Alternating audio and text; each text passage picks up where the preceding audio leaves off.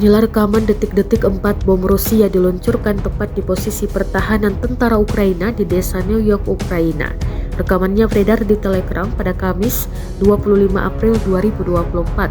Drone pengintai merekam satu persatu bom meledak dan menghancurkan posisi militer Ukraina berikut sejumlah senjatanya.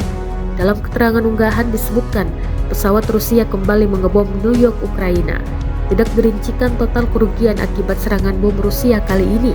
Kendati demikian, rekamannya kini telah menuai berbagai komentar dari warganet.